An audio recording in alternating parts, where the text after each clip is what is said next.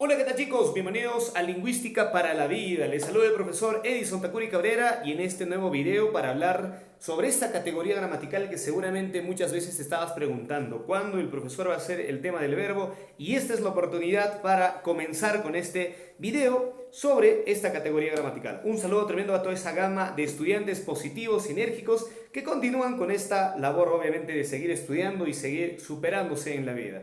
Veamos, hoy día vamos a arrancar con el verbo, ¿sí? Vamos a avanzar una buena parte de esta balota. Espero que tú seas parte de este video y no te olvides de compartir el video, comparte el video y también no olvides de darme tus comentarios en la parte de abajo. Comencemos, vamos a comenzar definiendo qué es el verbo. Siempre que definimos cualquier categoría gramatical, vamos a apelar a tres criterios de estudio. ¿Cuáles son, profesores, esos tres criterios de estudio? Comencemos. Criterio semántico, criterio morfológico, criterio sintáctico. Vamos a achicarlos un poquito por aquí. A ver, vamos a achicarlos un poquito. Sí, listo, ahí está. Muy bien. Comenzamos entonces, comenzamos. Muy bien. Vamos a apelar al criterio morfológico y al criterio sintáctico. Si tú te das cuenta, estamos hablando del mensaje de texto, mira. Estamos hablando del criterio semántico, morfológico y criterio sintáctico. Muy bien, cuando hablamos del criterio semántico, estamos hablando del criterio del significado. ¿Qué significa el verbo? Y cuando hablamos del criterio morfológico, estamos hablando del criterio de la estructura y la formación de la palabra. Cuando hablamos del criterio sintáctico, siempre vamos a hablar de cuál es la función que cumple esta palabra dentro de todo el contexto oracional. Comencemos. Vamos a comenzar definiendo al verbo desde el punto de vista semántico. Comencemos. Vamos a decir que el verbo es una palabra o una categoría gramatical que indica. Comencemos. La primera palabra, ¿ves aquí? ¿Qué está haciendo? Está cantando, ¿no es cierto? Entonces vamos a decir que es una palabra o categoría gramatical que indica acción. Cantar, bailar, saltar, ¿no? Listo. Muy bien. Indica también pasión. Por ejemplo, el verbo amar, ¿sí? Indica existencia. El verbo ser, ¿no? Ser, el ser del ser mismo, ¿no? Estado, también indica estado, por ejemplo, el verbo estar, ¿sí? Está contenta, por ejemplo, sí, ahí está, vemos ahí una pareja de, bueno, una mamá y una hija contentas, ¿no? Está contenta, el verbo estar. También indica sentimiento, como por ejemplo tenemos ahí renegando, ¿no? Cambiando en este caso de estado de ánimo. Odiar, querer, bueno, son verbos también que indican sentimientos. Ahora vamos con, indica también inacción, como por ejemplo dormir, indica también transformación. No olvides, acción, pasión, existencia, estado, sentimiento, inacción, ¿sí? Son las palabras claves que siempre vas a considerar para definir desde el punto de vista semántico el verbo. Continuemos, vamos ahora a ir al criterio morfológico. Cuando vamos al criterio morfológico, vamos a decir primero que el verbo, por ejemplo, el verbo cantar, tú te preguntas, cantar, canto, cantaremos, etcétera, ¿no? Ya, nos damos cuenta de qué cosa, de que es una categoría gramatical variable. Claro, mi profe, definitivamente está variando, ¿sí o no? Claro, está variando. Entonces vamos a decir que el verbo, desde el punto de vista morfológico, es una categoría gramatical o una palabra variable que indica accidentes gramaticales. ¿Qué tipo de accidentes gramaticales indica? Vamos a comenzar con el primer accidente gramatical que tiene el verbo. ¿Cómo se llama este accidente gramatical? Lleva el nombre de persona, ¿sí? Listo, vamos a hablar en este caso de la persona del verbo. ¿Cómo reconocer la persona a la cual se está haciendo referencia el verbo? A través de los pronombres. Y los pronombres personales son yo, primera persona, singular, tú, segunda persona, singular, él, tercera persona, singular. Pasemos ahora a los plurales. Nosotros, primera persona plural, ustedes, segunda persona plural, y ellos, ellas, etc., tercera persona plural. Si por ejemplo me dan un verbo, me dicen por ejemplo, nosotros, a ver, vamos a decir por ejemplo, cantamos.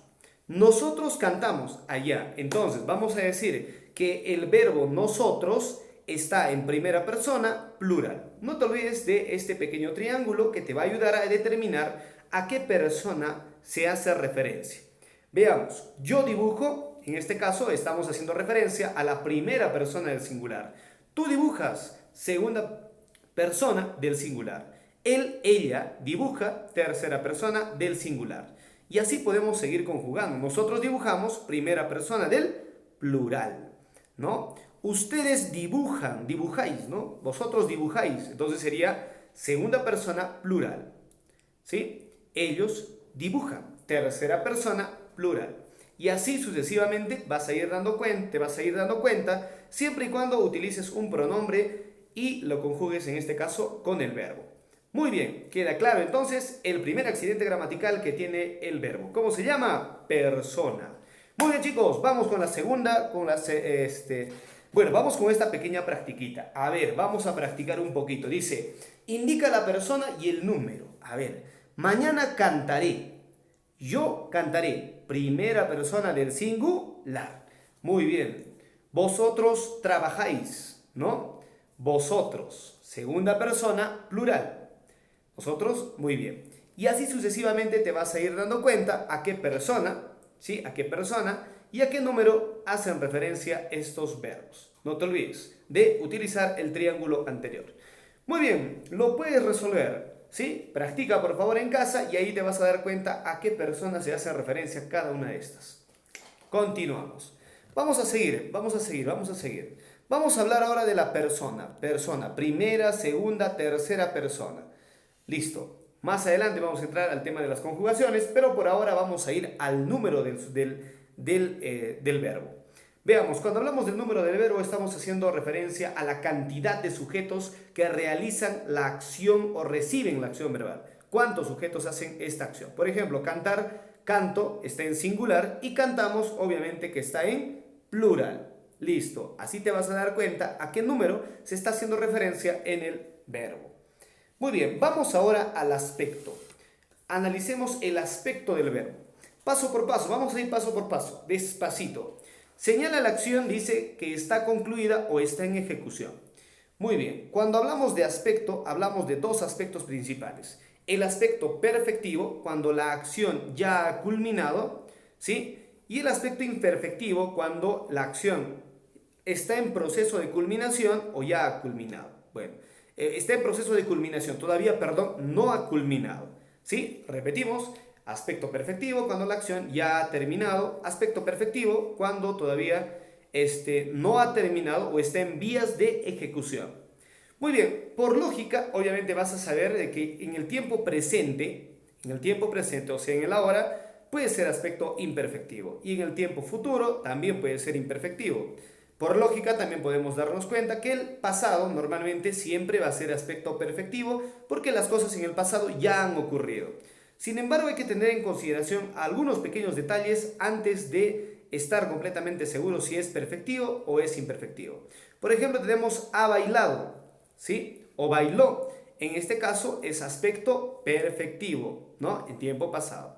Bailaba o veía. En este caso está en pasado, pero está en aspecto imperfectivo. En otras palabras, está en vías de realización. Importante, cuando termina en aba, en ia, es imperfectivo. Un detalle muy importante que hay que notar dentro de los verbos.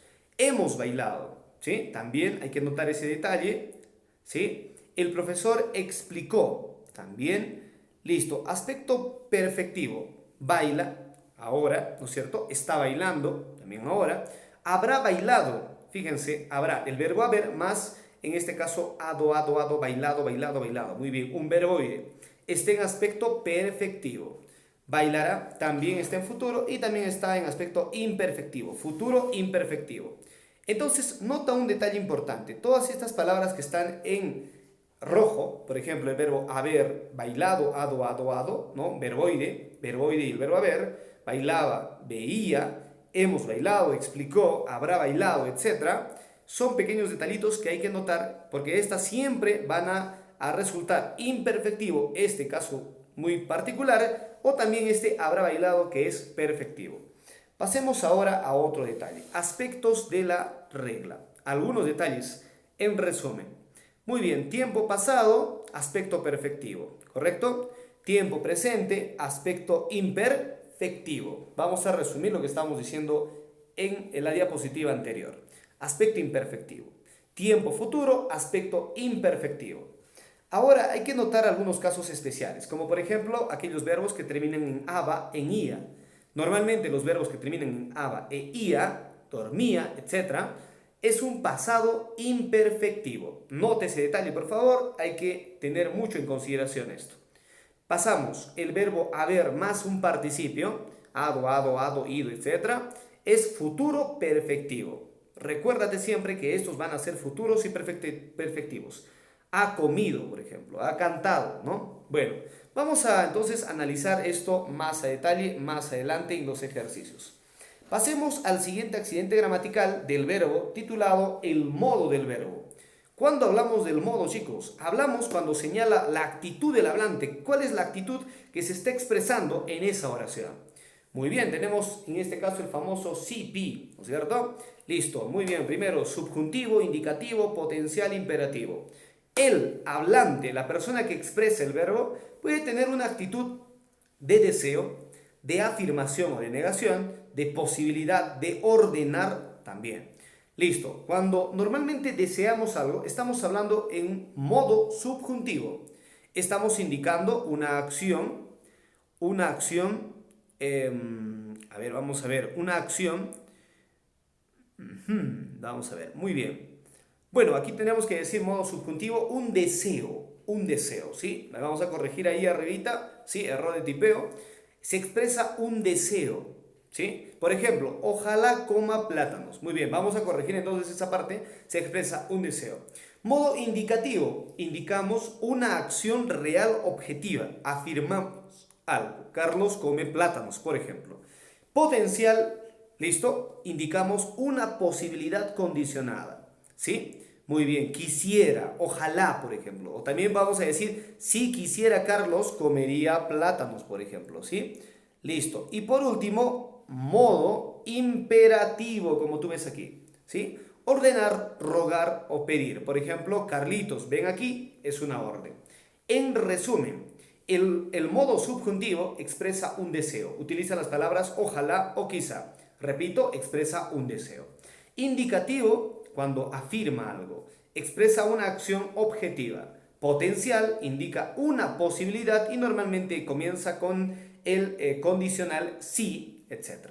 Imperativo, cuando damos una orden, un mandato o una súplica. Pasemos al siguiente accidente del verbo. Este accidente del verbo lleva el nombre de voz y existen dos tipos de voces dentro del verbo.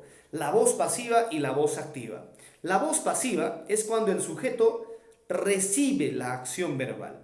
Fíjate, los estudiantes serán felicitados por el profesor. Normalmente utiliza este verboide adosados y por, ¿sí? El profesor. Muy bien, y utiliza también un verbo copulativo como es el verbo ser. Ahorita lo vamos a analizar a detalle. En este caso, los estudiantes es el sujeto.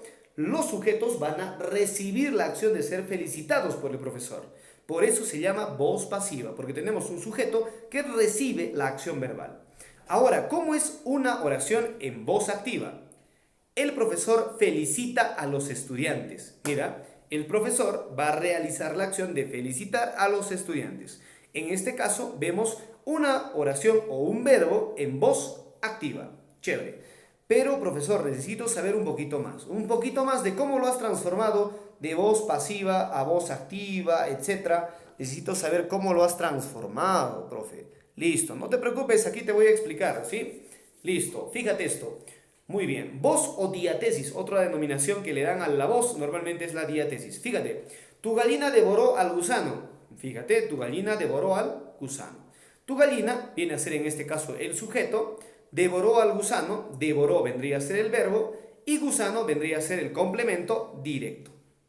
Muy bien, esta es una voz activa, un poquito más elaborada, obviamente. Vamos a entenderlo de la manera más sencilla. Primero, tu gallina, o sea, mi gallina, yo soy la gallina, devoró al gusano, o sea, yo voy a devorar al gusano, ¿me entiendes? El sujeto va a realizar la acción verbal. Ahora, la voz pasiva recibe la acción verbal. El gusano, ahora yo soy el gusano, fue devorado por la gallina, ¿te das cuenta? Entonces, no olvidemos que en la voz pasiva el sujeto va a recibir la acción verbal. Profesor, ¿cómo se ha convertido a voz pasiva? La voz activa tiene un sujeto, tiene un verbo y tiene un complemento directo. ¿Cómo te das cuenta que es complemento directo? Preguntándole qué más verbo. ¿Qué devoró? O ¿a quién devoró? Perdón, la pregunta correcta sería ¿a quién devoró? Al gusano. Sin embargo, también puede ser que. Muy bien. ¿A quién devoró? Al gusano. Ahora el gusano va a pasar al sujeto. Fíjate, el gusano, pasamos, utilizamos un verbo compuesto, que quiere decir el verbo copulativo, ¿sí? O un verbo, en este caso, un verbo compuesto, un sujeto agente. Fue devorado, fue y devorado, ado, ¿sí? Listo, un verboide. Por tu gallina, le aumentamos por y le ponemos gallina. Todo lo que dice por tu gallina viene a ser el agente y todo eso vendría a ser el verbo compuesto. Así te vas a dar cuenta que es un verbo en voz pasiva o un verbo en voz activa. Pasemos a la siguiente parte. Muy bien, voz o diatesis. Muy bien, ¿cómo se forma? Primera forma, vamos a ir con otras formitas del verbo en voz pasiva, ¿no? Muy bien, primera forma, el perro come carne, ¿sí? Muy bien, el perro come carne, voz activa, voz pasiva, la carne es comida por el perro, ¿te das cuenta? Convertido. Ahora vamos a ir, los niños patean la pelota es pateada por el niño. Juan vacunará a tu perro es vacunado por Juan, voz pasiva. Ese niño ha leído ese libro es leído por ese niño. El policía compró gasolina, la gasolina es comprada por el policía. Esta es una manera típica de transformación de voz pasiva a voz activa. Sin embargo, existe una segunda forma de voces en este caso pasivas, ¿no? Vamos a decir así, por ejemplo, se castrará al perro con el impersonal se arreglará el automóvil, se pintará las paredes y se vacunó al perro. Muy bien, pasemos ahora al siguiente accidente gramatical. Tiempos relativos del verbo. Vamos a ir con tiempos relativos del verbo. Indica, muy bien, formas en este caso relativas del verbo. Tiempo simple y tiempo compuesto. ¿Cuándo decimos que es un tiempo simple? Decimos que es un tiempo simple cuando solamente es un solo verbo, el verbo que se va a utilizar. Decimos tiempo compuesto cuando tenemos el verbo auxiliar más un participio.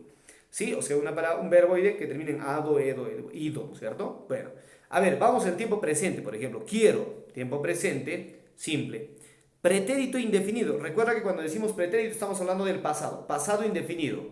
Por ejemplo, quise o también podemos decir amé. ¿Sí? Las claves son estas terminaciones que tú ves en esta parte de la explicación. Muy bien, y así te vas a ir dando cuenta a qué tiempo se hace referencia. Muy bien chicos, nos quedamos hasta aquí esta pequeña explicación. Nos vemos en el próximo video. El próximo video vamos a especificar a detalle con ejemplitos todos estos tiempos relativos del verbo. No te olvides que somos Lingüística para la Vida. Recuerda compartir este video y nos vemos en una próxima explicación en el curso de competencia comunicativa. Soy el profesor Edison Tacuri Cabrera. Hasta la próxima clase.